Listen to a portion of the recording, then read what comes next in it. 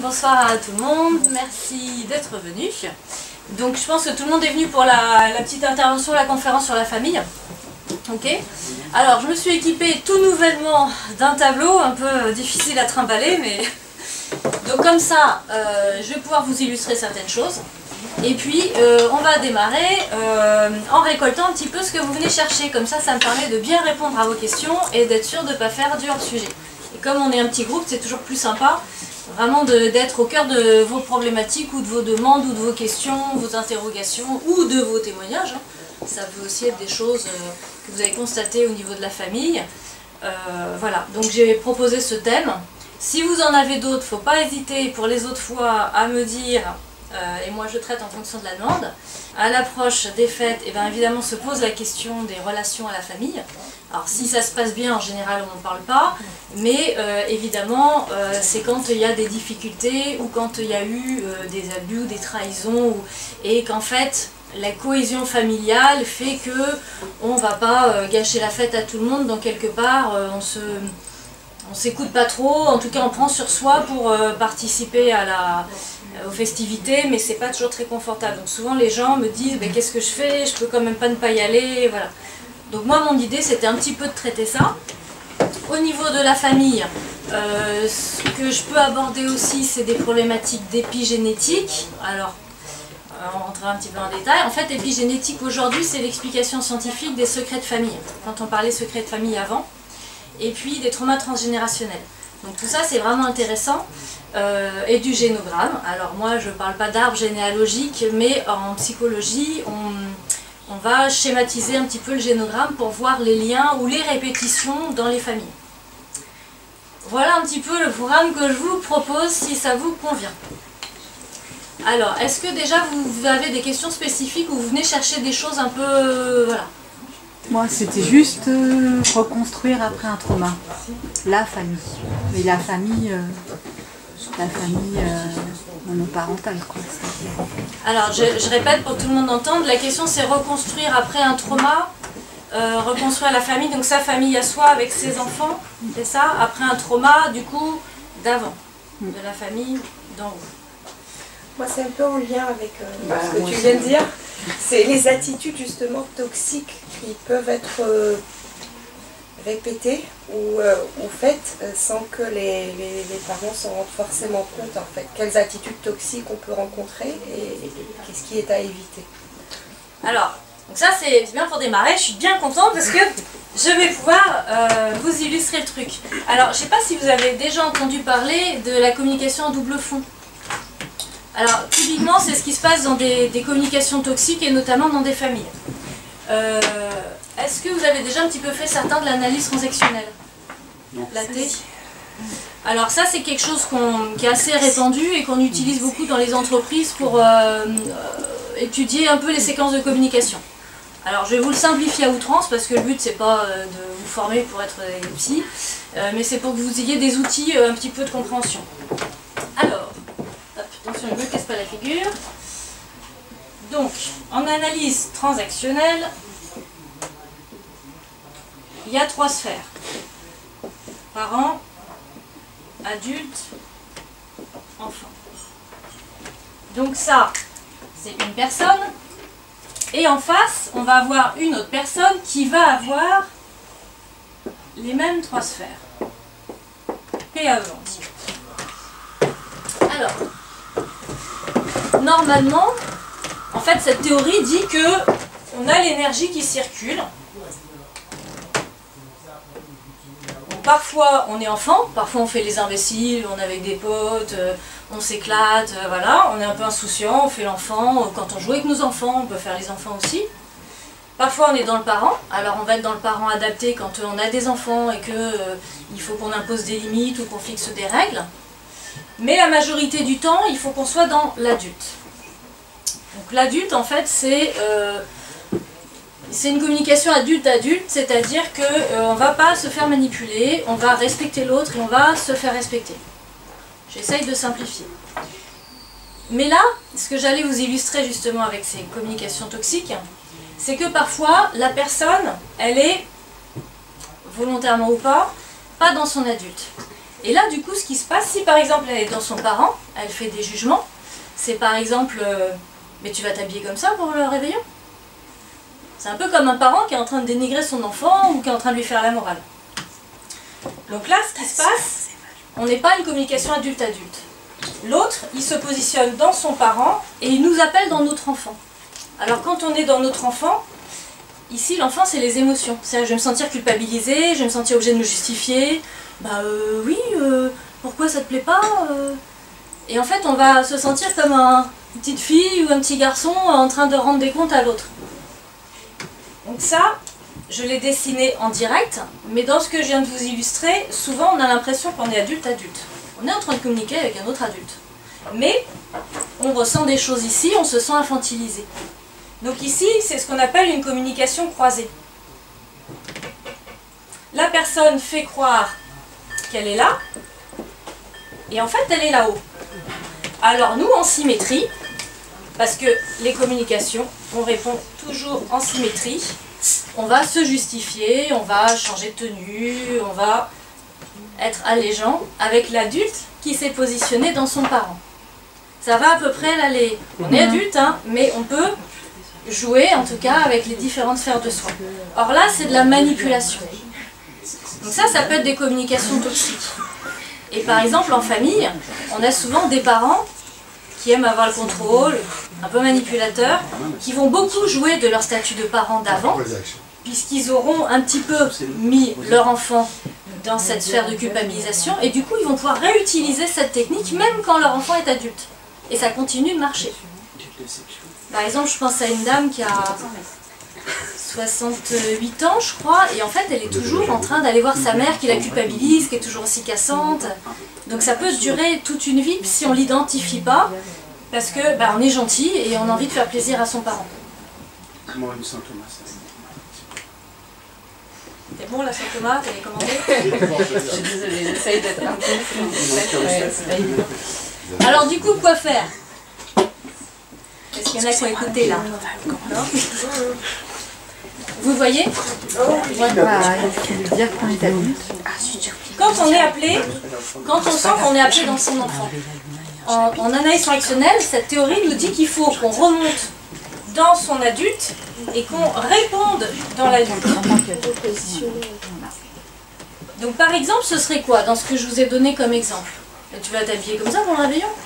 Bien sûr. Alors bien sûr, par exemple. Oui, bien sûr. Oui. Ça donne ses cours. Donc là, on monte là, effectivement. On n'a pas de compte à rendre. Tout à fait. Et pourquoi ça te pose un problème? Pourquoi ça te pose un problème? Donc là, effectivement, on renvoie l'autre à sa responsabilité. Très bien. Déjà, un, on ne se justifie pas, et deux, on renvoie l'autre à sa responsabilité. Alors, qu'est-ce qui te dérange dans ma tenue? Alors, comme en fait, on voulait juste blesser l'autre, et quand on nous renvoie de nous, du coup, nous justifier dans notre communication, alors ça, ils n'aiment pas, si c'est un vrai manipulateur, ils vont vous agresser. Oh, de toute façon, qu'est-ce que t'es susceptible alors? Tu te vexes à rien? Oui, mais justement, quand on arrive un peu comme ça, avec ce modèle-là, c'est impossible de répondre en adulte. Alors, c'est le conflit assuré. Enfin, pour moi, c'était ça. Alors effectivement, si l'autre ne peut pas aller dans son adulte, parce que si on est face à un vrai manipulateur, l'autre il va être soit dans le parent, soit dans l'enfant. Il ne sera jamais dans l'adulte. Si vous voulez trop le remettre dans l'adulte, au bout d'un moment, il va faire sa victime. Oui, c'est... Oh, qu'est-ce que t'es méchante alors? Tu me parles mal. Oh, tu me fais du mal quand tu me parles comme ça. Et du coup, nous, on est appelé dans le parent. Méchant parent. Je suis méchant parent, qu'est-ce que je fais à ma mère? À mon père. Donc si on est face à un vrai manipulateur, on va avoir beaucoup de mal à le remettre dans son adulte. Donc ça va être des communications, voilà, par exemple de « Oui, oui, je m'habille comme ça ce soir ». Extinction de la communication. Oui. Mais c'est pas parce qu'on est là-dedans qu'on est toujours face à un vrai manipulateur. On peut être face à des gens qui ont appris une communication à double fond, qui est pas en dessous, mais qui fait croire d'être adulte, et qui se rend pas compte en fait, parce que c'est des habitudes familiales. Mais elle ne se rend pas compte que ça blesse l'autre. Donc ça vaut quand même le coup d'essayer, mais effectivement, au bout d'un moment, on essaye, on voit que ça ne marche pas et qu'on en prend pour son grade, on lâche. On n'essaye plus. Par contre, de bien se dire, la personne, je sais comment elle est, j'en fais mon affaire, j'essaye plus, je lâche.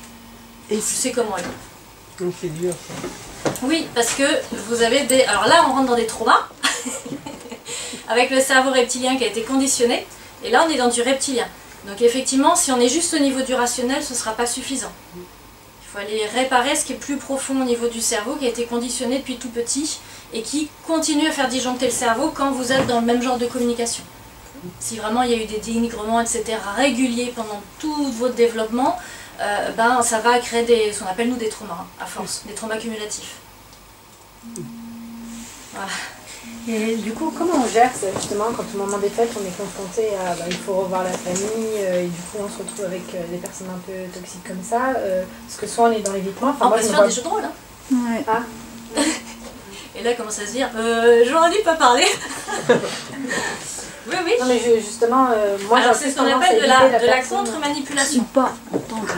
Ou pas entendre, par exemple. De dire semblant de ne pas entendre ce que la personne dit. Voilà. Quand je disais extinction de communication, Voilà. ça peut être ça. Ça peut. On répond pas. On fait mine, j'ai pas entendu. Donc l'idée c'est de pas être effectivement dans l'escalade ou dans l'attente que l'autre enfin comprenne ou enfin prenne ses responsabilités. Si vous avez essayé plusieurs fois que la personne ne prend pas ses responsabilités et que c'est de pire en pire, au bout d'un moment on lâche l'affaire. On la tue. C'est extrême. C'est une solution quoi. Mais c'est pas la meilleure, c'est vrai. Alors il y a un policier dans la salle. Je serai vous, je ferai gaffe. Hein. Salut. On reste totalement anonyme. Non, c'est une blague. Ah bon? Mais par moment, on a très très envie, et je suis d'accord, très, mais on ne le fait pas, puisque ce n'est pas autorisé. C'est vrai, c'est pas autorisé. Donc on trouve d'autres techniques, on se répare, et on laisse l'autre dans ces techniques de, voilà, continuer à gérer comme ça, c'est son choix, mais ça ne va plus m'impacter. Mais à force d'avoir un dialogue comme ça, à un moment donné, quand même, la personne comprend ou pas? Alors ça peut. À force, la personne, en fait, par exemple, si la personne n'avait jamais eu de feedback, parce qu'on l'a jamais trop tôt. Hein. Voilà. Et puis qu'à un moment, on fait un travail de thérapie, par exemple avec son enfant, qui est adulte, hein, et que la personne commence à bien s'affirmer, bah, tout à coup, elle va lui dire des choses qu'elle lui aura jamais dit, puisqu'elle avait peur de ce que sa mère ou son père aurait répondu. Et du coup, l'adulte entend, alors qu'on lui avait jamais dit. Et moi, je vois des cas où ça se rééquilibre, où l'adulte, tout d'un coup, il se dit « Ah ouais, je vais faire gaffe à ce que je dis, parce que la dernière fois, j'ai pris pour mon grade, quand même. » Par exemple, si je prends un exemple, tu vas quand même pas t'habiller comme ça pour les fêtes. Et dire « Mais toi, tu comptes t'habiller comme ça tu comptes vraiment mettre ce pantalon-là ?» Et là, du coup, la maman se dit Donc là, la maman se dit « Merde, elle fait comme moi. » Et ben, c'est pas confortable quand on fait ça, mais on l'avait encore jamais fait. Donc je me rends compte de ce que ça fait quand on me le renvoie. Et du coup, le prochain coup, je réfléchis à 2 fois avant de balancer mon truc. Donc c'est pas œil pour œil, dent pour dent, c'est pas ça, mais c'est de renvoyer dans l'adulte et de le renvoyer à ses responsabilités de communication. L'effet miroir, quoi. Ouais, mais on cherche pas l'escalade, hein, c'est pas ça. Hein. Parce que l'escalade, c'est dangereux. Oui, ça sert à rien. Là, vraiment, l'idée, c'est on vient dans son adulte en disant « Mais toi, tu comptes t'habiller comme ça ?» Et on n'en rajoute pas, hein, parce que ça suffit. Parce que si on en rajoutait, là, ce serait « Tiens, je vais bien te montrer. Mais t'as vu, tu ressembles à rien, t'es grosse, machin, puis regarde. » Puis là, on est content. Non, mais ça marche pas, ça. Parce qu'après, on s'en veut. On dit « C'est pas mon genre d'être comme ça. » Ça, c'est après ce que le vin a fait son effet. Oui, voilà, alors il y a des gens qui lâchent tout sous l'effet de l'alcool et machin. Ah, je suis content, là, je vais tout lâcher. Hein. Mais tout à l'heure, tu parlais de la non-communication, ne rien dire. Je ne sais pas si c'est la bonne solution, parce que c'est peut-être reculer pour nous sauter. Quoi. Avec des gens qui veulent rien entendre, si vous aviez l'air de dire, j'ai 2 personnes qui font comme ça, donc je m'appuie sur elles. Mais il y a des personnes où on a vraiment essayé. Enfin, ça a dû vous arriver à tous, certaines personnes, on a vraiment essayé. Et en fait, à chaque fois, ça marche pas. Soit on la retrouve elle encore plus agressive. Ah, mais t'es susceptible, machin. Bon, on se ressent encore comme un gamin qui se fait engueuler. Ou alors, oh là là, qu'est-ce que t'es blessante. Oh, de toute façon, t'as esprit de contradiction. Tu m'écoutes jamais. Mais tu vois comment je ressens les choses, moi. Par exemple. Et du coup, là, on se sent persécuteur. Je crois que quand les sont un peu comme ça, il ne faut pas les faire changer. Bah, si vous avez vraiment essayé, moi vraiment, enfin, quand on travaille sur la communication, on a vraiment un a priori positif. Donc a priori, essayez. on ne peut pas fermer le truc après une phrase ou 2 phrases, évidemment. Hein. Peut-être la personne est dans une mauvaise passe, que ça ne va pas, que voilà. Mais si on a essayé plusieurs fois, dans plusieurs contextes différents, et qu'on constate toujours la même chose, là, au bout d'un moment, il faut se préserver, quoi. C'est politiquement correct, minimum syndical, pas d'émotion, pas d'attente. Pas être agressif avec la personne, mais en tout cas, voilà, on lâche. Si on a un truc à lui demander, on lui demande gentiment, en sachant que peut-être, parce qu'elle est manipulatrice, elle va refuser ou quoi. Donc on a ça en tête, on a cette option, et je suis ok avec ça, que peut-être cette personne, elle va réagir comme ça, mais moi, par rapport à mes valeurs ou à mes besoins, je fais ma demande, on verra. En fait, il faut l'ignorer après. Voilà. Est-ce qu'avec ses propres enfants, il faut toujours se positionner dans le rôle du parent? Non? Alors, ça, si quand on est que là ou que là, c'est un peu dysfonctionnel. Donc en vraie analyse transactionnelle, mais j'avais dit que je vous faisais du light. Mais en gros, alors si je retire, hop, j'ai fait ça, je vais m'y familiariser. Là-dedans, on a à nouveau P-A-E. Dans chaque sphère, on a des sous-sphères. Donc dans l'adulte, vous avez un parent adapté, un adulte adulte et un enfant adulte. Donc je ne voulais pas rentrer dans le détail, mais quand vous jouez avec vos enfants et puis que vous faites l'enfant, mais vous restez adulte, vous êtes adapté. Parce que sinon... voilà, il y en a qui... Vous pouvez imaginer des scénarios qui virent mal, parce que là on est dans notre enfant à nous, et du coup on n'a plus les règles de l'adulte. Donc en gros, la majorité du temps, il faut s'arranger pour être là-dedans. Parent adulte ou enfant adulte, oui. Et ça peut être aussi, ça c'est un bon modèle pour, c'est de la systémique, alors j'avais pas dit aussi, mais je comptais aussi vous en parler, l'analyse systémique, c'est-à-dire que, donc l'analyse transactionnelle, on analyse les transactions entre 2 personnes, et la systémique, on observe les différentes parties du système familial. Et il y a des interactions, et le système, on dit le tout est plus que la somme des parties. Alors le tout est plus que la somme des parties. Donc un système familial, il n'est ce système-là que parce qu'il y a ces différents éléments ensemble. Si on change un élément du système, le tout ne sera plus le même. Alors si une personne change, c'est comme je disais, si quelque part on se répare, qu'on n'a plus peur de s'affirmer face à son parent, ou que ça glisse, ou que ça ne nous déclenche plus, eh ben il y a des chances qu'en interaction, l'autre effectivement va changer aussi. Parce que du coup, l'autre va changer parce qu'il va voir qu'on ne réagit plus ou qu'on s'en fiche et par ricochet, il va arrêter lui-même, les relations vont s'améliorer parce qu'on se sera affirmé. Voilà. Ouais. En fait, c'est assez marrant de voir qu'on a du pouvoir quelque part. Enfin, nous, on travaille beaucoup en jeu de rôle, en psychologie, hein, quand on se forme. Et quand on joue, par exemple, un parent persécuteur ou quoi, ou qu'on est avec ses collègues, imaginons on est dans une équipe, mais on joue, vous savez, le leader négatif, hein, celui qui est contre tout le temps, le râleur, stérile. Et en fait, moi, j'avais ce rôle à jouer, et je me suis rendu compte qu'en fait, on se sent dans un pouvoir, une toute-puissance. Puis alors, vraiment, intérieurement, je me marrais parce que je me dis, je suis odieuse, et plus je suis odieuse, et plus ils sont sympas, et plus ils sont à mes petits soins, et plus ils marchent sur des œufs. Mais il faut le jouer, hein. Moi, je suis pas comme ça naturellement, donc je l'aurais jamais joué sinon. Puis, au bout d'un moment, j'étais sur ma chaise, j'étais comme ça. Puis je les regardais se dépatouiller du truc, puis je me disais, vas-y Coco, essaye un truc sympa, tu vas voir.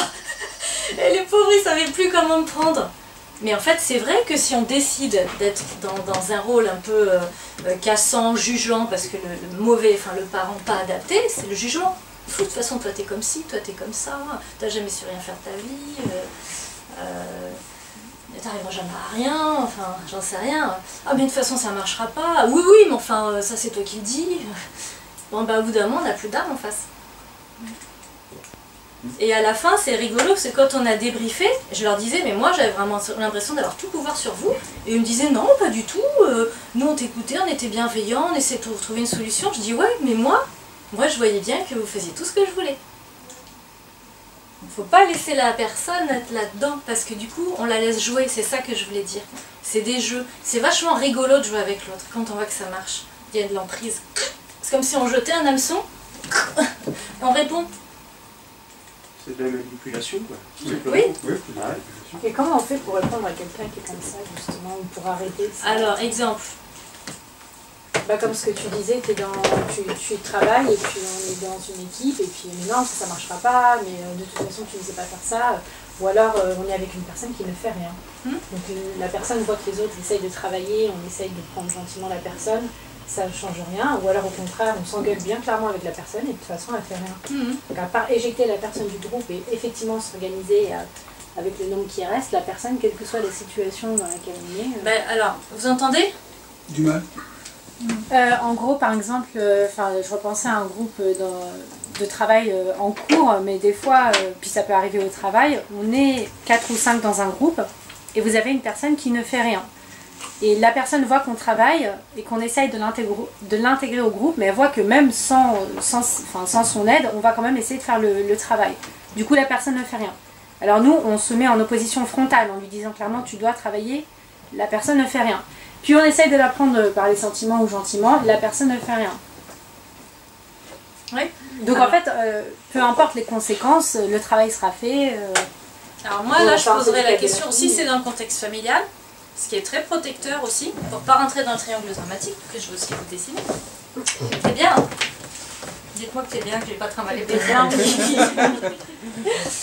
C'est très dramatique. Hop. Ce qui est très protecteur pour ne pas rentrer dans des jeux psychologiques ou dans le triangle dramatique, c'est le cadre. C'est-à-dire, si on est au travail, il y a un cadre, il y a un contrat de travail, il y a un organigramme, il y a une fiche de poste. Je suis là, pourquoi? Qu'est-ce qu'on attend de moi? Pourquoi on me paye? Déjà, ça, c'est protecteur. Et moi, par rapport à l'organigramme, je suis où? Si moi, je me mets en tête, attention, je formule comme ça, mais de mettre au travail un de mes collègues qui est au même niveau que moi, ça risque de créer du conflit. Parce que c'est le rôle du N+1. Si lui ne fait pas son job, ce qui n'arrive jamais, hein, les N+1 ils prennent toujours la responsabilité, on ne réconne pas, et bien si le N+1 fait son job, ça repositionne tout le monde, c'est à lui de mettre au travail la personne qui ne fait pas son travail, et du coup, ça retentit sur le reste de l'équipe. J'ai un peu répondu? Oui. Le cadre. Alors ensuite, hop. Donc ensuite, le triangle dramatique. En général, donc ça c'est aussi un outil de l'analyse transactionnelle. On va rentrer dans ce triangle dramatique comme sauveteur. Alors on tourne, on change de place. On passe par persécuteur. Et on finit quoi? On finit le triangle. Bravo. C'est bien.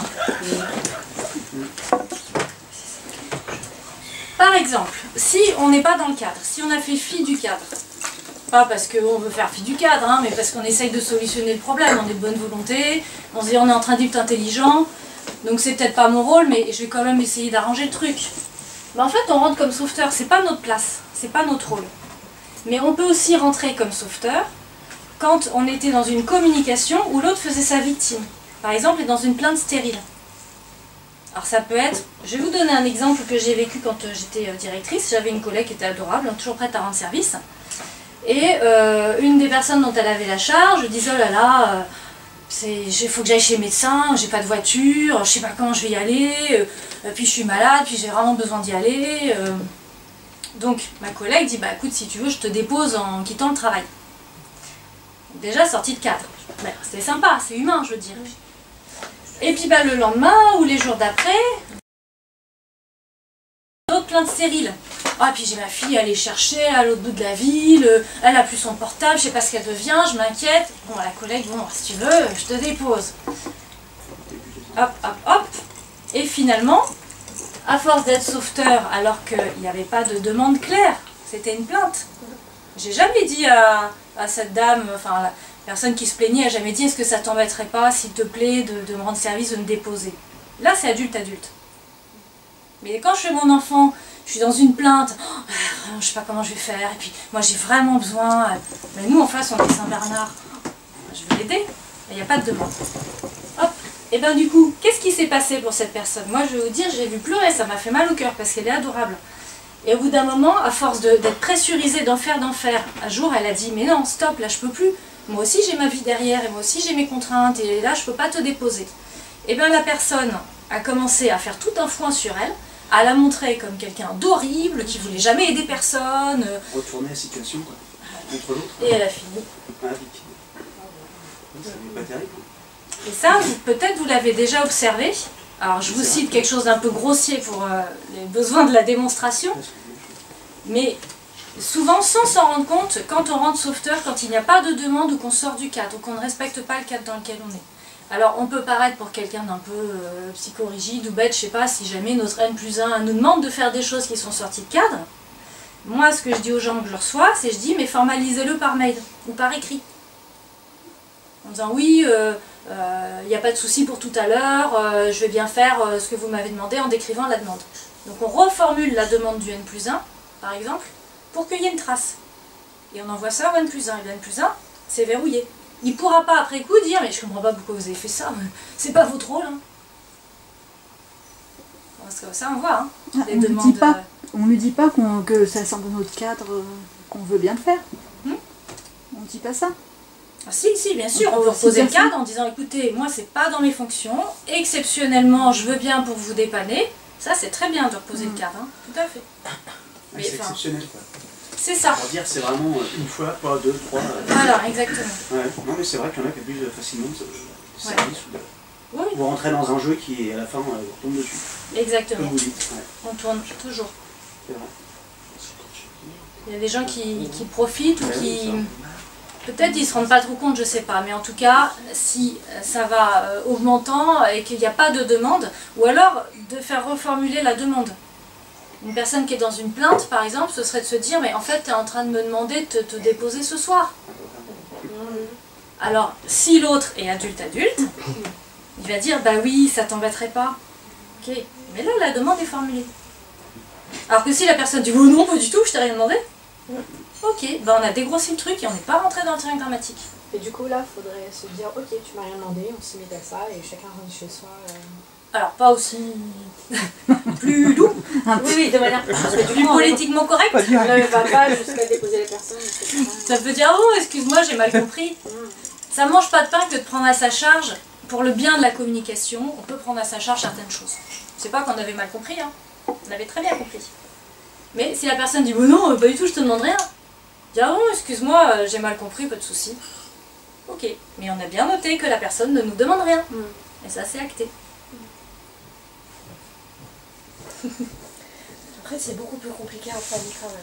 Quand on a quelqu'un qui se plaint tout le temps, mais qui voilà n'exprime pas de demande et voilà, qui abuse. Enfin, moi, mon cas perso, les gens qui se plaignent tout le temps, je finis par plus les voir. Ça vous pompe une énergie, les gens qui se plaignent tout le temps, je ne sais pas si vous avez remarqué. Et ça sert à rien, quoi. Enfin, je veux dire, c'est sans fin. Parce qu'en fait, vous épongez leurs émotions, donc vous portez à leur place. À bout d'un moment, moi je porte mes trucs, mais ceux des autres, c'est sympa, mais bon. Ils les portent eux-mêmes, quoi. Ah, ils veulent pas, tant pis, pas mon problème. Ils vont trouver d'autres personnes pour porter, hein.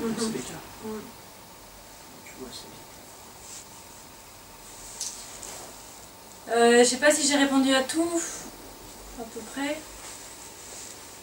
Donc là, c'était pour vraiment la communication. Après, épigénétique, trauma transgénérationnel, tout ça, systémique, ça vous intéresse? Oui, moi ça m'intéresse l'explication de comment un trauma vécu par un parent peut se répercuter sur les enfants inconsciemment. Ouais, alors ça, c'est super intéressant, parce que effectivement, avant, on parlait par exemple de secret de famille, ou de l'inconscient qui, comment dire, je ne sais pas le terme, enfin bref, ouais, mais ça on sent, hein, typiquement les secrets de famille. Voilà, donc aujourd'hui on ne parle pas d'inconscient, on sait depuis, on va dire une dizaine d'années, qu'il y a des marqueurs épigénétiques. Alors ce qui est assez logique, donc j'essaye de bien comprendre le truc, parce que c'est, bon, la science est en train d'avancer là-dessus, je vais essayer de vous l'expliquer comme je l'ai compris. Bon, vous savez tous qu'au niveau de l'évolution de l'espèce, par exemple, ou de l'adaptation, vous avez l'histoire de la girafe. On vous aura tous raconté ça, donc pourquoi elle a un grand cou? Parce que les herbes elles étaient hautes, et que de génération en génération, à force de tirer le cou, eh ben, elles ont un cou qui s'est allongé pour la survie, pour rester en vie, pour avoir de la nourriture. Je ne suis Non, ça vous dit rien? Ok, moi, bon, ça vous parle en tout cas? Je ne vais pas la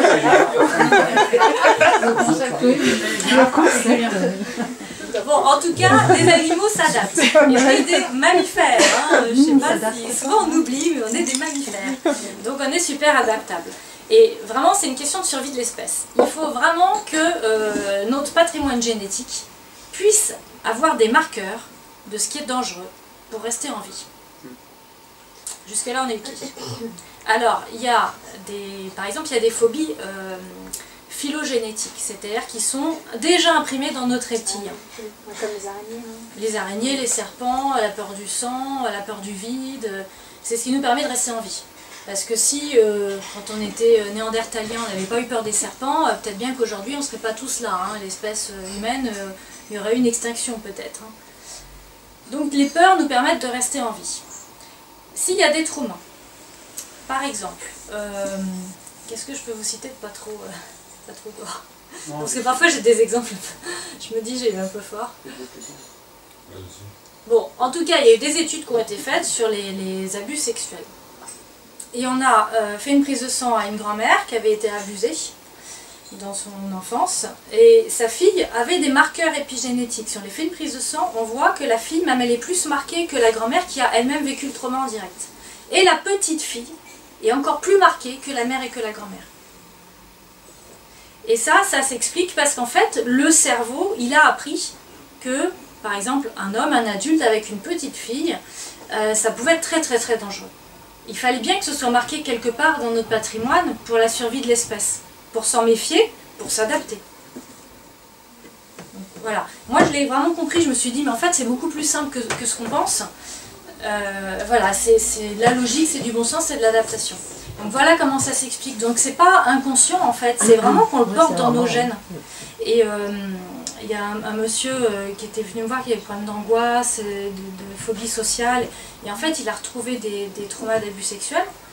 Et il pense que son père a subi ça aussi. Et il a une petite fille qui est suivie par un psy. Et la psy de sa petite fille lui a dit, mais votre petite, elle a vraiment tous les symptômes d'une petite qui a été abusée.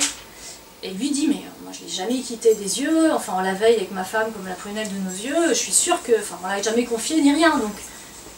Et il avait bien compris ce truc et dit, c'est quand même dingue parce que je pense que mon père a dû me transmettre un truc, parce que lui il a des choses mais il n'est pas sûr que ça lui soit arrivé. Alors peut-être c'est du matériel transgénérationnel, épigénétique, et sa fille apparemment, il me dit, mais depuis toute petite elle voit un homme, c'est vraiment une peur, une terreur quoi, alors qu'il n'y a rien qui explique ça. Donc voilà, ça peut effectivement nous donner un éclairage supplémentaire à parfois des phobies ou des angoisses qu'on a, qu'on ne comprend pas, et bien c'est peut-être du matériel transgénérationnel. Et ça, c'est des choses qui se résolvent bien. Il y a des protocoles maintenant pour soigner des traumas transgénérationnels. Comment avorter en fait que ça passe pas quand même dans le gène, mais pour essayer de minimiser en fait. Alors on peut déjà tous retraite, enfin je préfère donner l'info, c'est vraiment important parce que justement comme on est plastique et qu'on est constamment en adaptation, on peut se traumatiser, on peut soigner, traiter ces traumas aussi. C'est un peu la même chose que par exemple l'alimentation. Si pendant plusieurs générations vous avez vraiment une alimentation catastrophique, vous ne faites pas de sport, mangez que du gras, etc., vos gènes, vos cellules vont s'adapter. Et du coup, vos enfants vont aussi avoir ces gènes-là qui se sont adaptés. C'est comment vous expliquer qu'aujourd'hui, dans les pays industrialisés, il y a beaucoup plus de surpoids ou d'obésité qu'il y a quelques années. On dit c'est génétique. Mais alors avant, il n'y avait pas de ce truc-là génétique.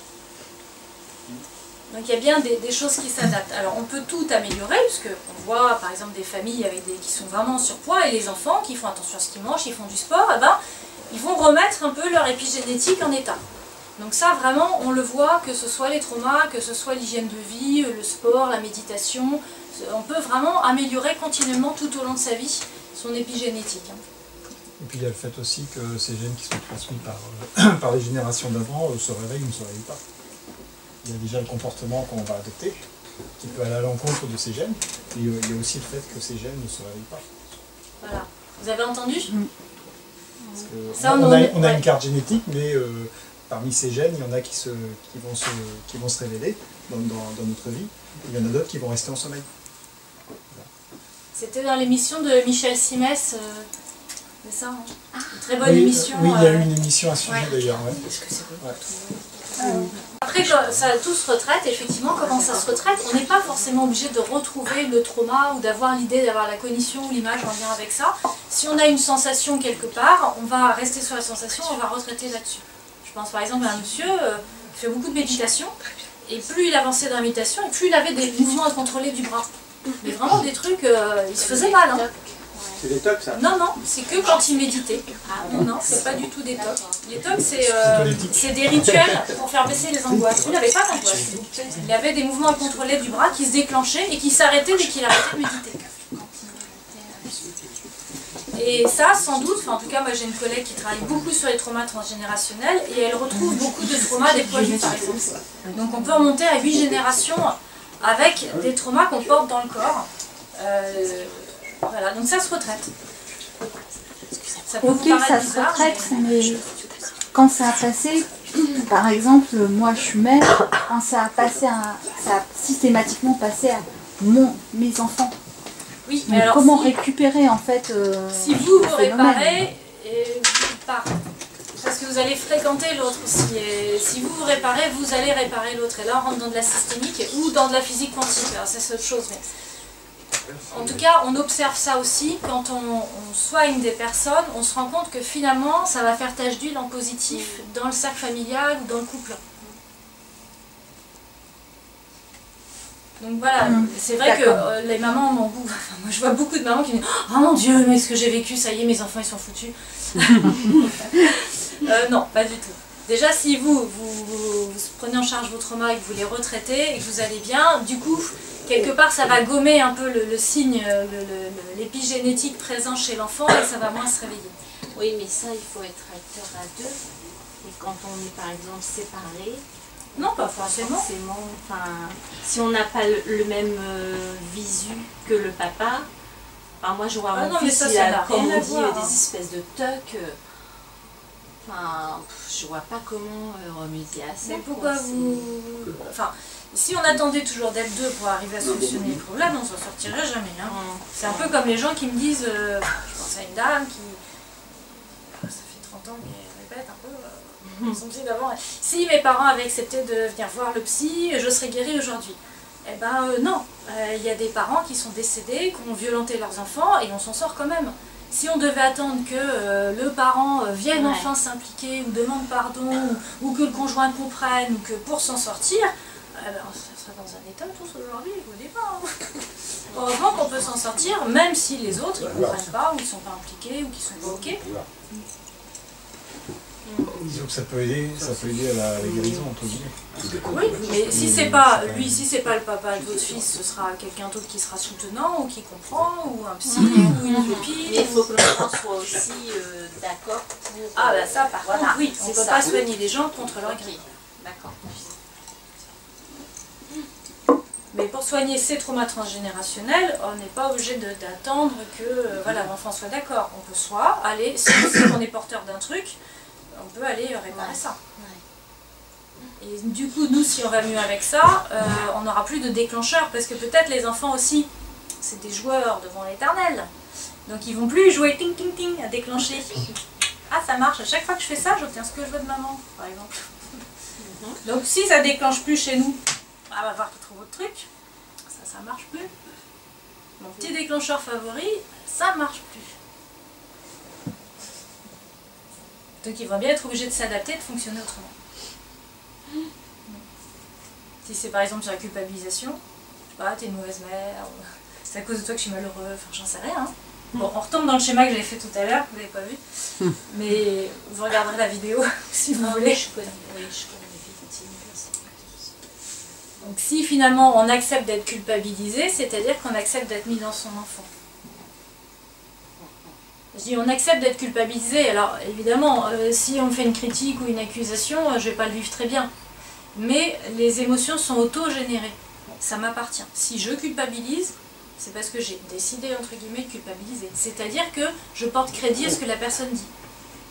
Je peux décider que elle a le droit de dire ça, elle a le droit d'être à côté de la plaque, mais j'ai le droit de pas être ok.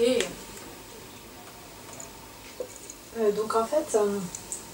personne ne peut nous faire sentir une certaine émotion, ou en tout cas, personne n'a le pouvoir finalement de nous culpabiliser, de nous faire mal nous sentir. On est vraiment acteur, dans l'idéal, j'imagine.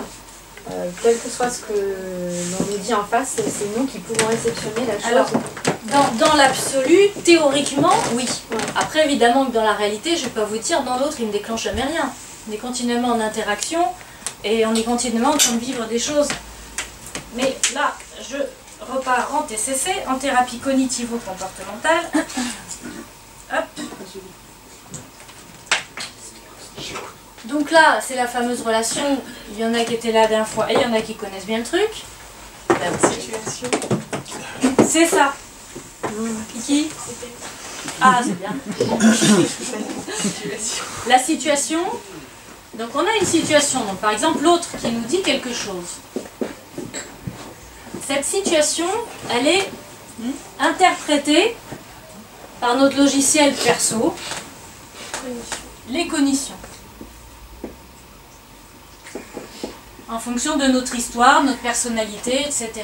Et ça va créer... Oh, non. Bravo! Non, j'ai un staff, je vous dis que ça se sent. Bon, on va rester là pour l'instant. Donc, dans l'absolu, c'est pas la situation, c'est pas l'autre, ce qui me dit, qui crée l'émotion. On va le faire plus en dessous. Ça, c'est vraiment important. C'est pas la situation qui crée l'émotion, c'est ma cognition. Alors évidemment, ça paraît théorique. C'est beaucoup ce qu'on travaille en méditation quand on apprend à observer ses pensées. Parce que nous, nos pensées, on les prend pour vraies. Si par exemple la personne me dit « t'es vraiment trop bête, non mais tu sais même pas faire ça », je vais pas le vivre bien. Parce que je vais me dire « elle a raison, hein, je suis bête, voilà, tout le monde s'en rend compte, je suis pas à la hauteur ». Mon petit logiciel, peut-être par rapport à mon histoire, à ce que j'ai vécu, va légitimer ça. Et c'est ça qui va me créer mon émotion négative. Et du coup, en méditation, comment on voit ça en fait? On voit qu'on fonctionne comme ça Alors en méditation, on observe. On observe. On peut observer la porte d'entrée. Qu'est-ce que je me dis qui me fait ressentir ça? Ah, je me sens mal et tout. Je me sens nulle. C'est quand la personne a dit quoi déjà? Elle a dit quoi? T'es même pas capable de faire ça?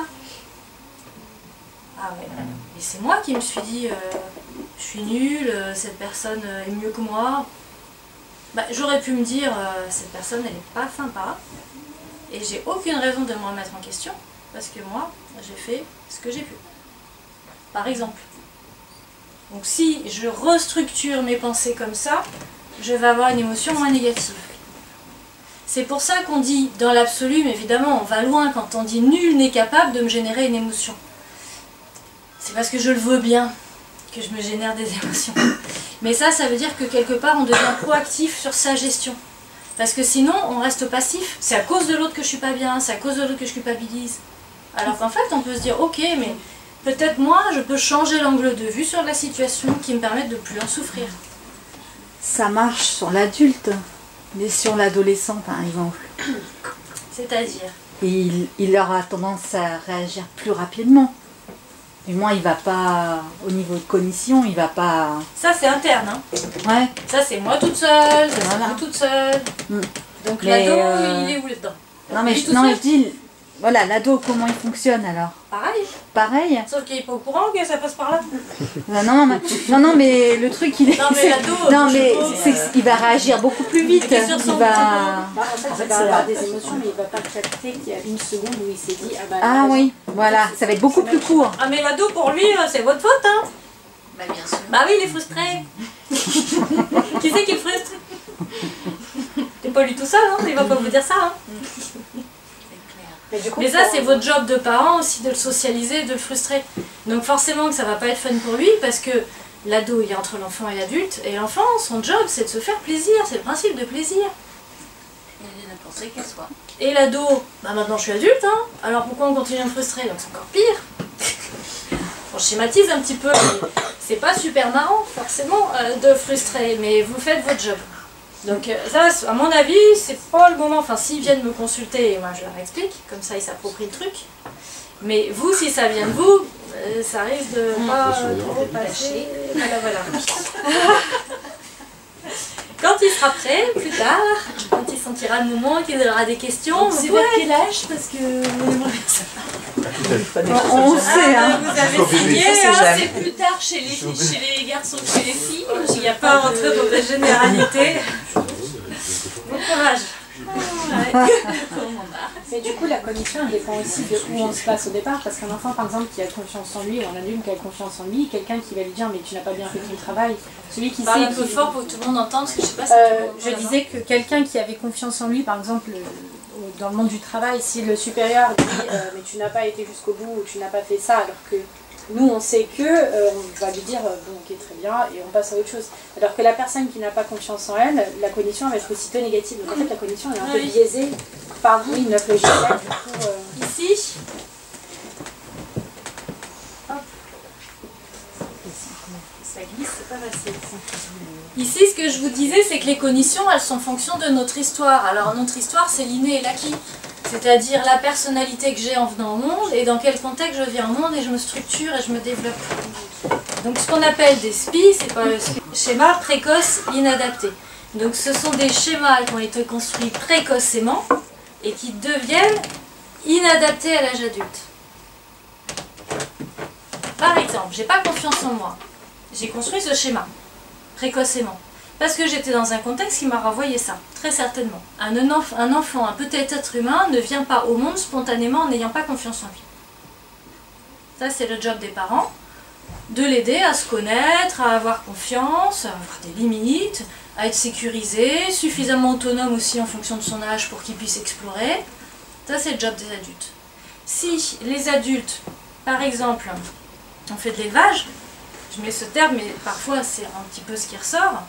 Bon, on a nourri, on a donné à manger, on a donné un toit, l'enfant a manqué de rien matériellement, mais en fait les câlins, l'amour, les valorisations, bah là, la confiance en soi, du coup, ce cerveau-là, il a appris qu'il valait pas grand-chose. Enfin, ce petit être humain, avec le logiciel qui est dans l'être humain, il a traité comme ça les données. Donc effectivement, j'ai un schéma que je vois rien par exemple. Donc mon logiciel il va traiter ça au regard de comment je me suis construit, de comment est mon logiciel aujourd'hui. Donc c'est vrai qu'entre l'enfant qui aura été aimé, adulé, choyé, l'enfant roi, moi j'ai droit à tout, tout m'est dû. Ouais, un peu trop aussi. Oui, mais celui-là il va s'affirmer, il n'aura peur de rien. Ah, mais c'est la gueule, faut autant aussi. Oui, ça n'est pas plus adapté, tout à fait. Ça lui fera du bien en même temps. Elle est contente réglée là. Là il y en a jusque là je Et il y crois. a celui aussi qui est tout bas, comme vous dites, qui n'a pas du tout confiance, il faut avoir le juste milieu. Quoi. C'est ça, exactement. Ça, c'est les années qui font que, bah voilà, on apprend. Tout à fait, ouais. Donc voilà, pour répondre à la question, celui qui n'a pas confiance en lui, effectivement, il va moins s'affirmer, mais c'est du fait encore de comment son cerveau a traité les données. Alors voilà pourquoi ça sert à rien, par exemple, de dire « Mais allez, il faut que tu aies confiance en toi, fais-toi confiance ». Bah, si le logiciel il est programmé avec des éléments précoces qui deviennent inadaptés, mais qui étaient adaptés dans le contexte dans lequel je me suis structurée, bah, le logiciel il fonctionne comme ça. Donc c'est pas Yaka Faucon ou allez fais-toi confiance, ça suffit pas. Il faut aller retraiter. Si, il faut reprogrammer. Il faut aller retraiter déjà, nettoyer le négatif, retraîner les canaux d'information dysfonctionnels et reprogrammer avec de l'information adaptée. Par exemple, j'ai de la valeur. Mais il faut déprogrammer toutes les informations, tous les événements qui sont sur le canal qui ont confirmé que j'ai pas de valeur. Si papa me dit t'es nul, t'arriveras à rien dans la vie. Non mais c'est plus rapide que ce qu'on pense. Ah oui, si je sais. Si, oui. Oui. Ah oui, parce que aujourd'hui, bon, je sais pas quel âge vous avez, mais vous n'avez plus par exemple 6 ans. 27. Bon, à 27 ans, comme disait monsieur, toute l'expérience qu'on a accumulée nous a quand même prouvé pas mal de choses. On n'était quand même pas trop incapable, je sais pas qu'on pouvait faire, qu'on pouvait y arriver, qu'on pouvait être compétent, qu'on pouvait être reconnu. Mais peut-être ces informations, elles ne prennent pas toute la place qu'elles devraient. Parce qu'il y a d'autres informations construites précocement que j'ai pas de valeur, que je suis nulle, que quoi que je dise, on m'entend pas. On se met un peu des barrières aussi des fois. Donc les deux sont là. On va juste aider le cerveau à reconnecter, reprogrammer dans le bon sens avec toutes les données qui sont déjà là. Parce que le trauma, ça occulte beaucoup de choses. Si je suis persuadée que je suis nulle, j'ai beau avoir 10 bacs plus 15 et puis être chef d'entreprise et machin truc, bah, je continuerai à avoir des informations qui vont venir me confirmer, mais des petits trucs, hein. Mais c'est ça que je vais voir. Le seul moment où j'échoue dans ma vie, ah ben voilà, de toute façon je suis nulle, hein, j'arriverai jamais à rien. Alors que 90% des trucs, je les ai réussis, mais ça je ne vais pas les voir. On va focaliser sur le petit truc alors qu'à côté, il y a tout est bon, quoi. Et ça, c'est du reptilien. C'est des schémas. Des fois, mais c'est vrai que... Mais ça se retraite. Voilà, je vous dis juste qu'en fait, ça sert à rien. Enfin, nous, avec nos bonnes volontés, quand on voit des amis, etc., qui n'ont pas confiance, on va dire « Mais si, t'es génial, machin !» Puis on se dit « Elle n'entend rien, chaque fois que je répète les mêmes choses. » Parce qu'on est sur du cognitif, on n'est pas sur du reptilien, on n'est pas au même endroit. Donc c'est pas que ça sert à rien complètement, mais ça va être utile peut-être à 5% de la personne. Parce que tout ça, c'est occulté en grande partie. Son logiciel, il n'intègre pas assez bien le positif. Le disque dur est très bon, quoi. C'est ça. Excusez-moi. Qu'est-ce qui aiderait plus la personne?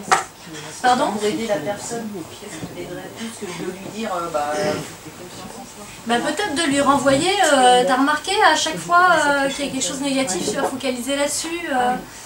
Voilà, de lui renvoyer en feedback mais bienveillant, qu'a priori elle est dans des schémas et qu'elle retraite toujours les événements de la même façon irrationnelle.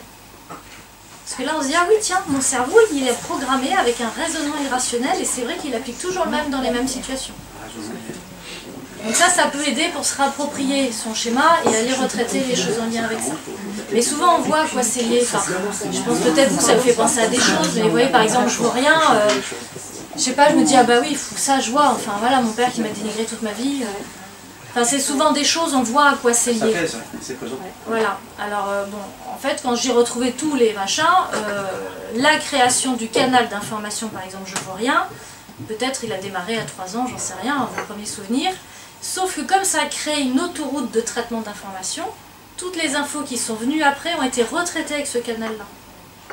Alors, quelqu'un qui aurait confiance en lui, mais une maîtresse dit dis donc, 5 en maths, je vois pas où tu vas aller avec ça. Quelqu'un qui a confiance en lui, par exemple, le gamin, il s'en fout quoi. Parce que alors, lui, les maths, il n'a rien à foutre, hein. Il sait qu'il joue avec les potes, que ses parents l'adorent. Mais celui qui est déjà dénigré à la maison, paf, ça vient confirmer l'hypothèse que ben je vois rien et en plus la maîtresse me le dit. Tout ça, ça fait mal. Voilà.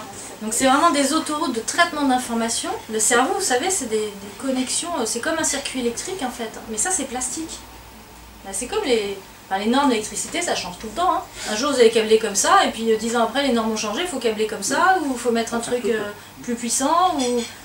Le cerveau il est tout le temps en train de s'adapter. Hein. Ouais, c'est complexe quand même. Donc c'est pour ça qu'on s'en sort toujours, mais de repérer quels sont nos traitements erronés, pour être curieux de soi, et ensuite voir comment on peut le retraiter avec les traumas qui ont expliqué ce conditionnement-là. Ça va, ça va? Mais est-ce que ça veut dire qu'une personne qui n'a pas confiance en elle est forcément un enfant dénigré?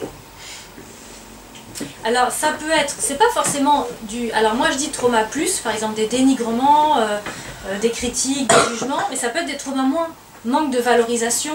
Je pense par exemple une dame qui me disait, ben moi à l'école j'ai toujours été bonne, mon frère il avait du mal, donc on s'occupait beaucoup de lui, mes parents ils étaient tout le temps avec lui, ils passaient du temps avec lui, ils le valorisaient, dès qu'il avait 10 sur 20, ah c'est bien, mais moi j'avais 18 sur 20, donc on ne disait rien. Ça crée de la jalousie après quoi. Non, c'est pas de la jalousie, c'est pas juste des parents. Enfin, en tout cas, l'enfant, c'est pas qu'il se dit je suis jaloux. L'enfant, il se dit bah pourquoi moi on me valorise pas pareil? Moi je mérite moins ou quoi? C'est ça en fait dans le logiciel. Parce que la jalousie, c'est rajouter du négatif. En fait, c'est pas ça qu'il se dit l'enfant. Enfin, il n'a pas une volonté d'être négatif envers le frère, par exemple. Mais il ne comprend pas, dans son logiciel de traitement de données, comment ça se fait que lui, il a 10 sur 20, il est valorisé, moi j'ai 18 sur 20. Et si on lui explique qu'il a plus de capacités intellectuelles et oui, mais de valoriser aussi. Ça peut être des traumas plus, dénigrement, ou des traumas moins, ce qui a manqué. Hein, vous voyez? Parce qu'après, je me souviens d'une personne qui me disait, moi un jour j'ai dit, voilà, c'est quand même bien 18 mon bac. Et le parent a répondu, non mais de toute façon toi, t'as toujours 18, donc c'est normal pour toi. Alors du coup, ça peut créer des schémas d'exigence élevés. Si c'est normal d'avoir 18, c'est la norme, ça veut dire que faut que je reste dans la norme, sinon... Si je suis sens, je cata. Donc, on est parents, on est tous imparfaits, hein, c'est normal. Mais, ouais, hein, n'allez pas vous renforcer négativement, là. Non, en plus, vous n'avez pas suivi le début, vous, alors, vous n'êtes pas de bons élèves, là. Je vais faire un jeu de rôle. Non, mais c'est vrai que les parents imparfaits, je crois qu'on a l'habitude de l'entendre, quoi. Mais heureusement qu'on est imparfaits, puisqu'on est des mammifères et on s'adapte. Si les parents étaient parfaits, on serait des robots. Ouais. On ne pourrait pas s'adapter, évoluer et tirer des conséquences, des ressources de ce qu'on vit. On est obligé de s'équiper en ressources pour traverser des choses. C'est un peu ce que vous disiez, hein. On mûrit. Heureusement qu'il y a de l'imperfection. Sinon, on ne serait pas obligé de s'adapter. On n'évoluerait pas.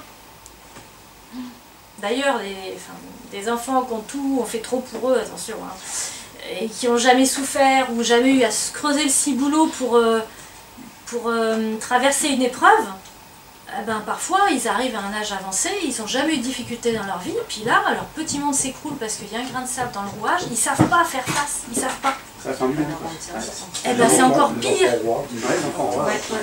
Justement, ces gens-là, ces enfants-là deviennent justement au départ des gens qui ont beaucoup de confiance en eux. Et ils vont être face à une succession d'échecs. Et là, justement, des rôles, ça peut s'inverser. Ça peut s'inverser. Ouais. Et faire des adultes devenir avec un manque de confiance, puisque forcément, les échecs à répétition. Exactement. C'est évident. Hein, et ça, c'est vraiment pire. Hein. D'ailleurs, j'ai un collègue, Didier Pleu, qui est sur Caen, il est docteur en psychologie, il s'occupe beaucoup des problèmes d'éducation, il est très médiatique, il a une chronique à la revue Parents. Si vous l'écoutez, il est très drôle et il fait beaucoup de conférences. Et lui, il avait dit, en une formation que j'ai faite avec lui, il avait dit qu'il vaut mieux être un bon névrosé qu'un intolérant à la frustration. Parce que le névrosé, il souffre, mais il a appris à rebondir. Il descend, il remonte. Il s'écroule, il reconstruit. Alors que l'intolérant à la frustration, l'enfant roi, beaucoup les jeunes qu'on a aujourd'hui, ils n'ont jamais manqué de rien, ils n'ont jamais vraiment souffert. Et tout d'un coup, quand il y a un truc qui s'écroule, qui ne va pas, ils n'ont pas de ressources à l'intérieur d'eux. Exactement, ils sont hyper vulnérables. Alors qu'ils se la pètent, machin, et en fait ils sont beaucoup plus vulnérables que des gens qui souffrent. Parfois on voit des gens qui sont souvent en dépression, on dit mais toi t'es fragile. Mais non, en fait la dépression développe aussi des ressources. Je voulais revenir sur un point là, quand tu as parlé des transmissions de l'épidémie, des transmissions de trauma.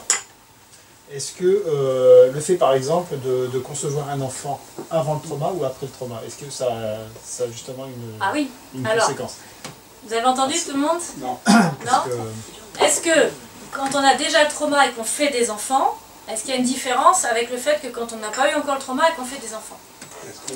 Et qu'on a le trauma après, après, donc après, je sais pas, on peut le transmettre aussi à ses enfants d'une manière ou d'une autre, même si il est venu après la conception de l'enfant, puisque dans la vie, peut-être que le trauma va quand même avoir ses conséquences sur la famille. Alors, évidemment que, logiquement, épigénétiquement, si j'ai pas encore le trauma avant de concevoir, épigénétiquement, au niveau sanguin, je n'ai rien transmis.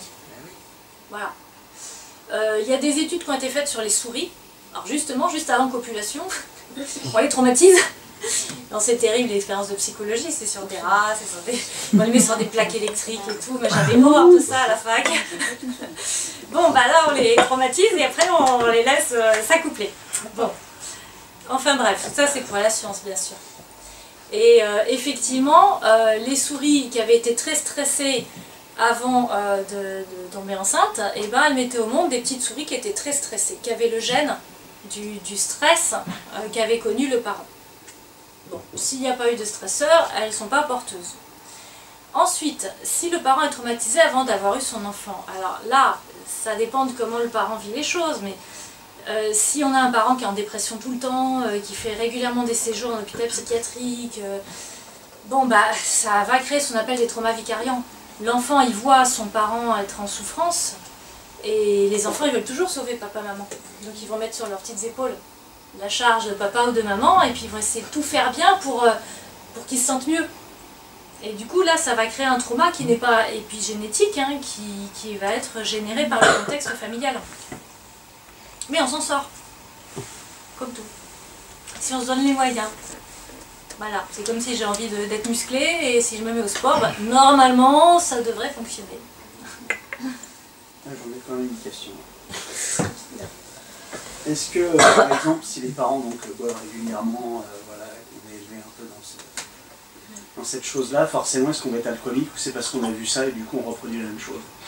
Ah, alors, bah, ou est-ce qu'il y a des gènes, comme vous dites, puisque apparemment ça joue sur des choses? Oui, alors effectivement, au niveau des gènes, ce que montre la science, c'est que ça va créer une appétence particulière, ou en tout cas, on tombe plus vite dans l'addiction. Donc c'est vrai que fument aussi, hein, c'est pareil, fumer, boire, ouais. Fumer, je maîtrise pas toutes les études scientifiques qui sont faites sur les sujets, hein. Mais en tout cas, l'alcool, ça a été étudié et j'ai vu les résultats. Et c'est vrai que malheureusement, pour les enfants de parents alcooliques, on va tomber plus rapidement dedans. Alors que si on n'a pas eu de parents alcooliques, on ne va pas tomber aussi facilement. On va pouvoir faire des soirées arrosées, etc., mais se raisonner. Mais comme ça va stimuler les circuits de récompense au niveau du cerveau, c'est comme les drogues, l'alcool, hein, ça va créer vraiment un goût pour ça. C'est vrai que du coup, l'enfant, il va aussi avoir ce goût. Donc c'est vrai que dans des familles, des fratries avec des parents alcooliques, on en voit beaucoup malheureusement qui deviennent aussi alcooliques. Il aura non seulement ça dans le sang, puisque si le parent est alcoolique ou fumeur invétéré avant la conception de l'enfant, et en plus il aura aussi la vision pendant sa jeune enfance de voir ses parents s'alcooliser ou fumer à gogo. Et là, ça va marquer d'autant plus. Hein. Oui, c'est ça. C'est banalisé, c'est les normes, effectivement. C'est les normes familiales. Alors même ça peut être aussi attribué à quelque chose de viril, moi je suis le mâle, boire c'est celui qui sait s'amuser, c'est celui qui est cool. Comme on l'était nous, à 18 ans, quand on avait une cigarette, on était plus mal parce qu'on avait une cigarette à la main. Quoi. Donc il fallait fumer une cigarette pour être un homme, hein, ouais. Ce qui est complètement idiot.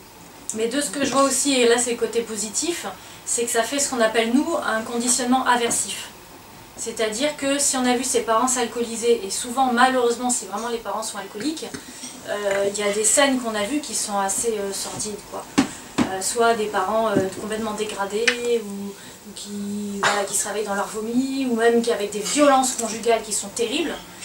Donc dans la fratrie, il y en a qui auront vu ça, et du coup qui auront été très traumatisés et qui à leur tour utiliseront l'alcool pour s'apaiser. Mais il y en a aussi qui diront, moi, je veux surtout pas une vie comme ça. Et conditionnement aversif, c'est ça. C'est-à-dire que là, moi ça je peux pas. Et on va voir des gens qui jamais de leur vie boiront une goutte d'alcool parce que dans leur cerveau... Ils sont déjà vaccinés. Voilà, exactement. Donc ça c'est plutôt le côté positif. Et ça rejoint aussi ce que je disais tout à l'heure, comme ils ont dans leur gène, logiquement, l'alcoolisme, voilà, le fait de fumer de leurs parents, ils feront en sorte justement d'aller à l'encontre de ça, avec ce comportement aversif. Et ils ne vont pas réveiller ces gènes, ils vont rester en sommeil, ces gènes-là. C'est ça. Parce que, bon, il y a des gens qui vont, peut-être que ces gènes vont être plus forts, qui n'arriveront peut-être pas à avoir un comportement à l'encontre de ça. Et effectivement, ils deviendront alcooliques ou fumeurs à leur tour. Mais effectivement, il y a sûrement beaucoup de paramètres qui doivent rentrer en jeu. Oui. Je ne sais pas si vous avez entendu, mais c'est vrai que je pense qu'on n'a pas forcément tous les mêmes ressources non plus. Je pense notamment à un monsieur, donc ses parents étaient alcooliques, vraiment violents, il a vu des scènes, il a cru que sa mère avait été étranglée par le père, enfin énormément de violence. Et tous ses frères et sœurs, donc ils ont fini par être placés.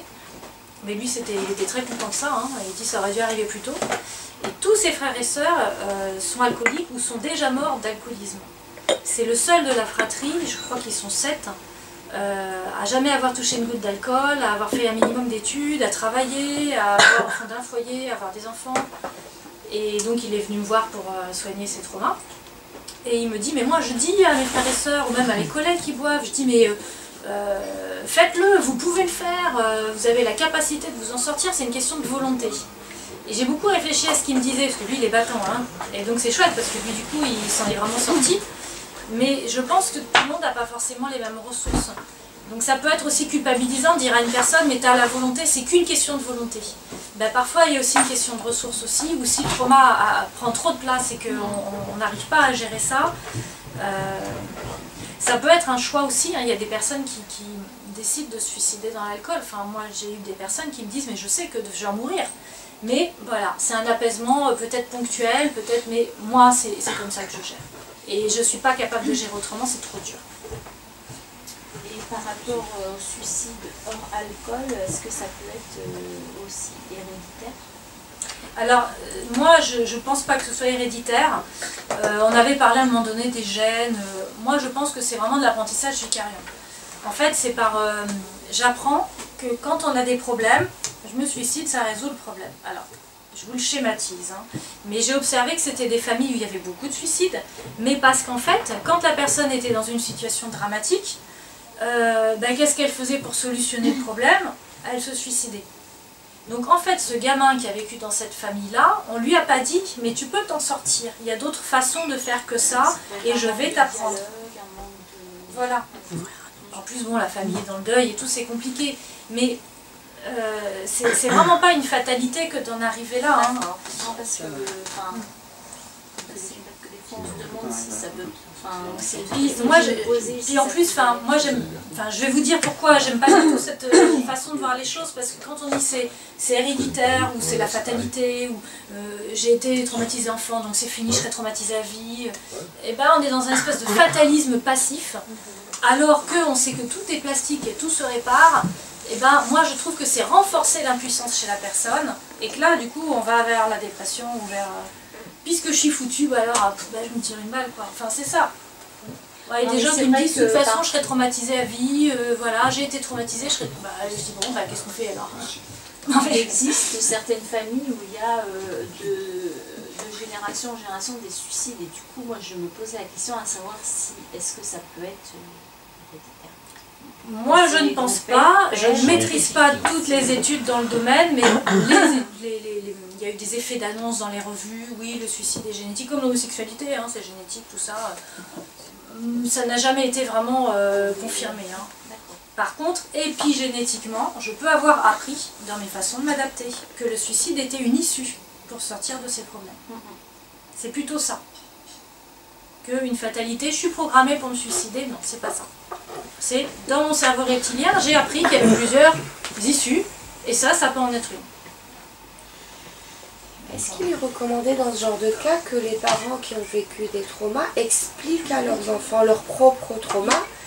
Parce que même si les gènes ne se déclarent pas, comme vous disiez, il se pourrait qu'un jour qu'ils se déclarent et que le parent ne soit plus là. Donc, est-ce qu'il est utile d'expliquer, même si les symptômes ne sont pas là, chez l'enfant?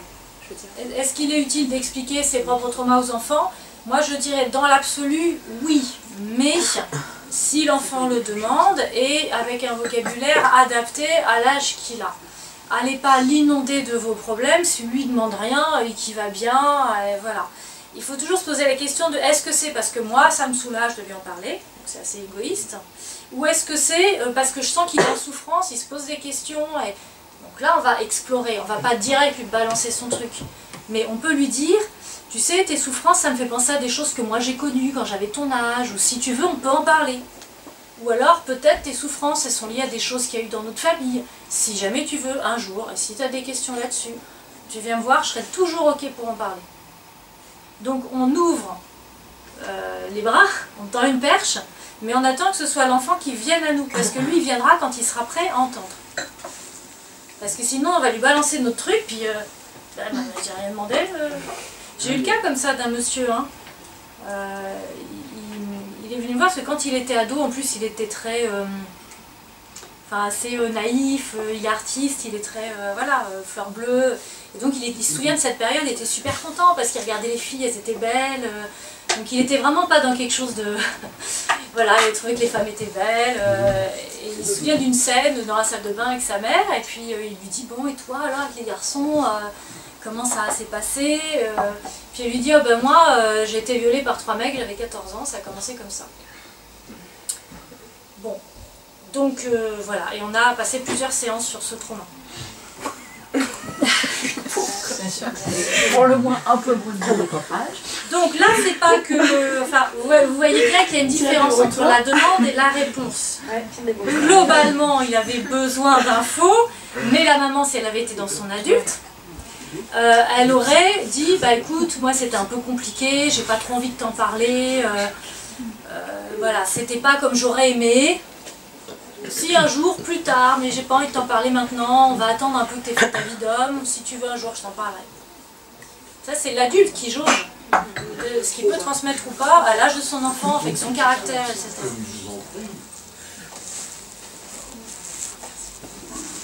Parce que du coup là, je vais vous dire ce qui s'est passé, c'est que là, le petit fardeau, il s'est dit, bah si elle me dit ça, c'est qu'elle doit être très très très en souffrance, donc je dois l'aider, je dois la gérer, je dois la soigner.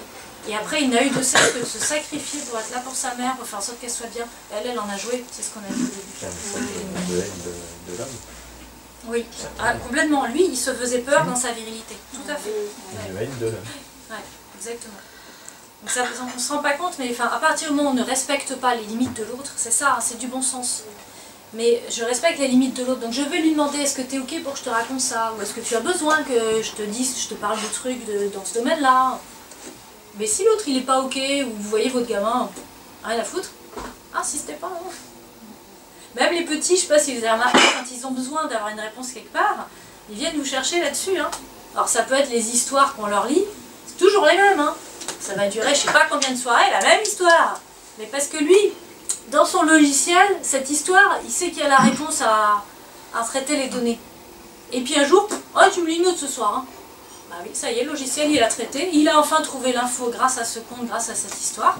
Il a traité ses données, lui. No problème. On a organisé le truc. Donc s'il veut lire cette histoire, c'est qu'il sait pourquoi. Enfin, pas forcément consciemment. Mais c'est qu'il a un besoin. Une petite question concernant toujours l'épigénétique. Les gens qui vivent des gros traumas, notamment je pense à des guerres, bon, même si maintenant il y a beaucoup moins de guerres qu'avant, parce qu'on n'était pas aussi avancé durant la Deuxième Guerre mondiale ou même la Première Guerre mondiale. Hein. On ne savait pas trop, on n'était pas arrivé à ce stade-là. Donc on peut imaginer les dégâts que ça a pu faire sur des générations. Parce que bon, tous ces gens qui sont revenus par bonheur de la guerre, est-ce que c'était vraiment un bonheur parce qu'ils avaient tout un stock de traumas au fond d'eux, avec toutes les horreurs qu'ils ont pu voir. Maintenant, avec les guerres modernes, des gens qui vivent encore des traumas, est-ce qu'on peut anticiper justement, sachant que ces jeunes hommes qui vont avoir des enfants, qui ont vécu déjà des traumas, est-ce qu'on peut anticiper et se dire, bon ben, ils vont avoir des enfants, donc déjà eux vont suivre un programme psychologique, est-ce qu'il y aura un programme aussi qui sera fait pour leurs enfants? Ben ce serait génial qu'effectivement on puisse se dire ces personnes-là, il faudra les retraiter pour pas qu'il y ait transmission. Parce que c'est vrai que quand on a récupéré... un suivi pour... Et d'ailleurs ça me fait penser à un autre truc, quand on a récupéré les hommes de la guerre, enfin c'était terrible, hein. Et donc ça a eu des répercussions sur plusieurs générations. Parce qu'en fait ce qui s'est passé... Hop. Parce que la psychologie est née de là, hein, c'est ça, hein, de la Première Guerre mondiale, suite à la Première Guerre mondiale. Oui, tout à fait. Le stress post-traumatique, c'est là qu'on a commencé. On en a parlé récemment avec le... On ne savait pas à l'époque, mais c'est là que ça a commencé à se développer. Avec le 100e anniversaire de l'armistice. Oui, ils en ont parlé un petit peu, ouais. Ça, c'est quoi? Donc, si vous êtes là, vous avez vos deux parents. Donc là, c'est le génogramme. Bon, j'ai fait une fille.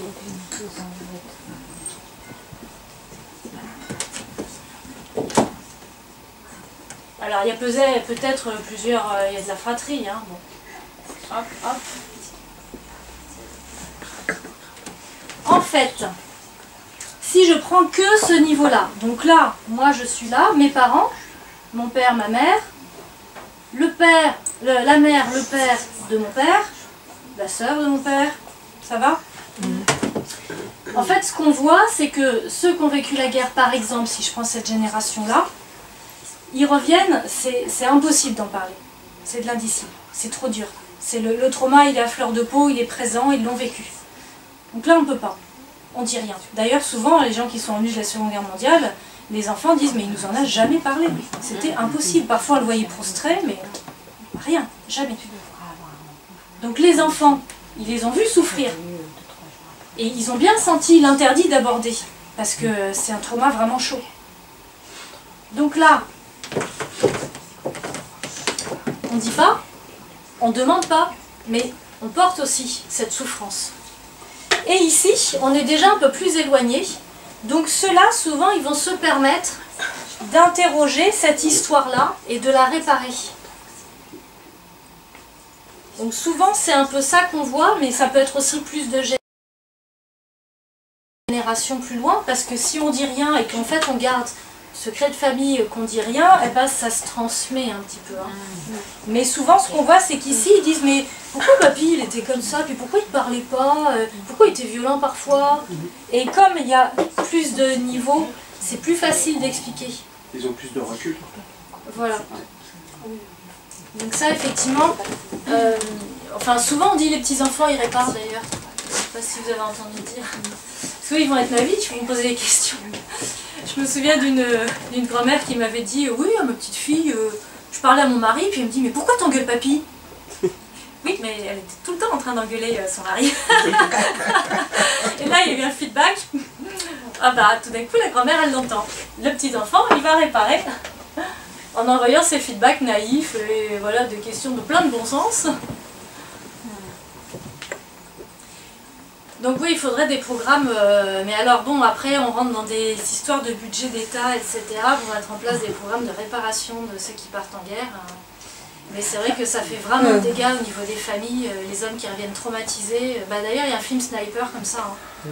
Sur la traumatisation vicariante, tu disais les personnes qui visionnent Internet ou Facebook pour vérifier qu'il n'y a pas du contenu, c'est ça illégal, violent, etc.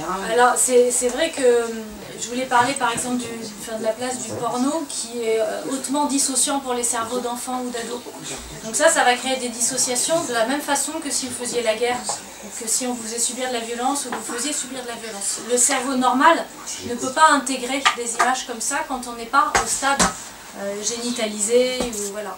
Donc enfin, je vous donne l'info pour vraiment essayer de protéger au maximum vos enfants parce que c'est vraiment catastrophique, c'est vraiment comme s'ils se faisaient des shoots de drogue au niveau du cerveau en regardant ce matériel-là. Pourquoi pas directement ça? Ouais, ça fait, c'est dissociant. Hein. C'est comme la drogue. Ça les tue en fait. C'est comme s'ils prenaient du LSD régulièrement, donc c'est vraiment c'est toxique pour le cerveau et en plus ça va l'habituer à...